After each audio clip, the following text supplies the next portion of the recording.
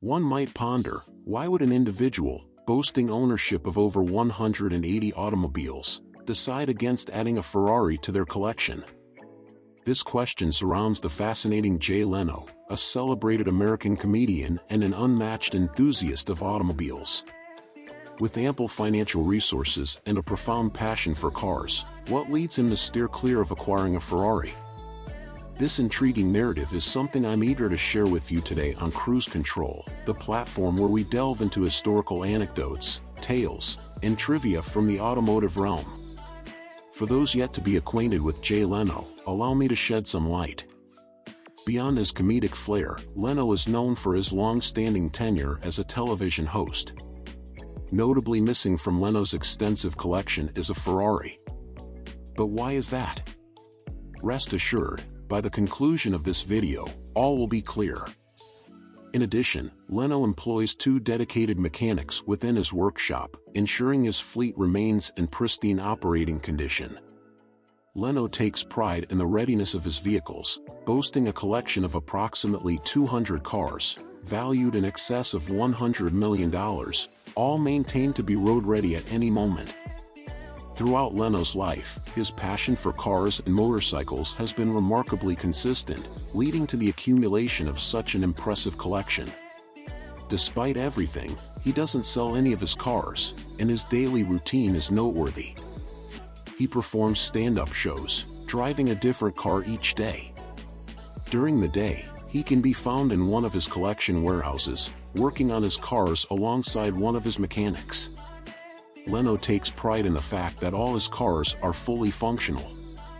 For those who are not as passionate about cars, the idea of starting a car and having it work might seem obvious, just like turning on a stove and immediately getting a flame.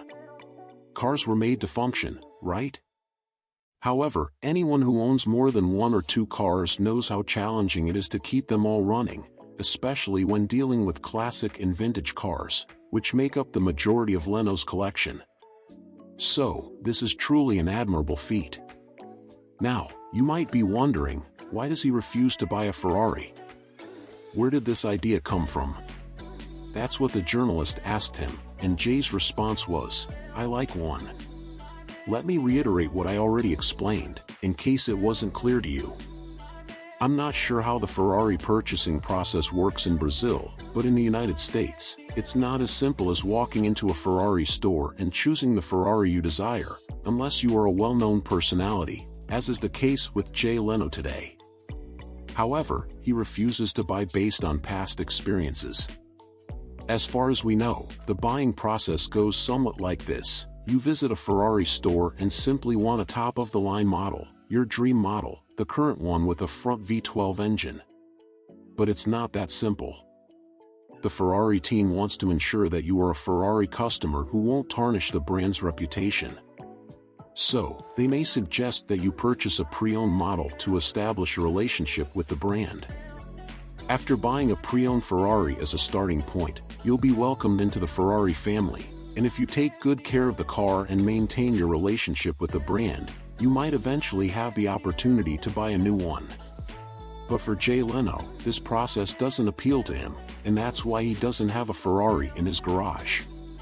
You might consider opting for a newer, entry-level model, perhaps a mid-engine V8, to initiate your relationship with Ferrari.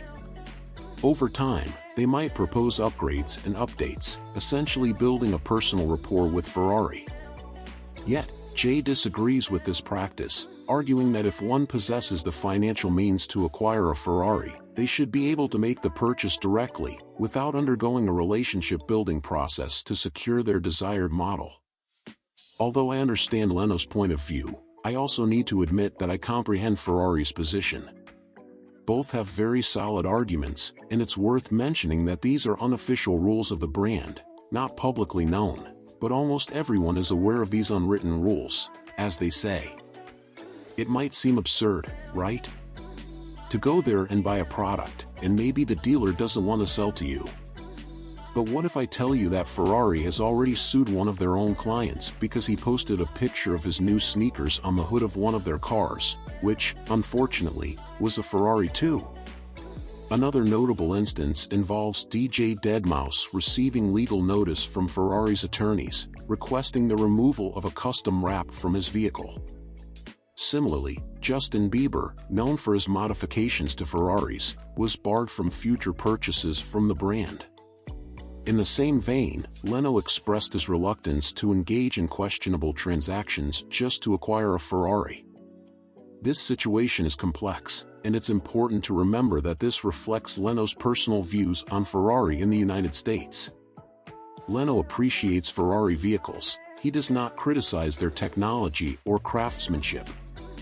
His contention lies with Ferrari's current customer engagement practices. Given who he is, he could certainly walk into any Ferrari, Rolls-Royce, or any other dealership and buy the car he desires. That would be excellent for the image of Ferrari. After all, he likes their cars and speaks highly of them. Moreover, he is a collector. If he had a Ferrari in his collection, it would be a great advantage for the brand since he has a lot of influence in the collector world. People even ask him which cars he owns to get as close as possible to the wealth he has in terms of car collection. Admiringly, people are truly in awe of Leno's collection. He really knows cars, that's a fact. He is not just a person with money who buys them, he prefers to spend his money supporting brands that treat their customers better. He even mentions a case that happened with a McLaren, for example. The McLaren team called him to offer an upgrade for his car. When he asked how much it would cost, they simply said there was no cost at all. Leno wouldn't need to take his McLaren to the manufacturer to add 25 horsepower. He also tells that he wanted to put carbon brakes on one of his McLaren models he bought, and the McLaren salesman asked if he would use that car on the racetrack. When Leno said he would only use it on the streets, the salesman suggested he save around $20,000 since he wouldn't need those for street driving. Leno saw this as valuable advice and thanked him, as he had no idea about this information. Now, I'm curious to hear your thoughts. What's your take on Ferrari's selective customer policy, and how do you view Jay Leno's decision to forego a Ferrari based on principle and the brand's approach to customer relations? If you're intrigued by sports cars and potent engines, and this Ferrari narrative has piqued your interest, I have an exciting recommendation for you. The video currently playing explores a potential electric motor that could surpass Tesla's, achieving an astounding 1,000 horsepower. If this catches your attention, I encourage you to watch it. It features a brand renowned for motorcycles, yet you might be surprised to learn they also produce car engines.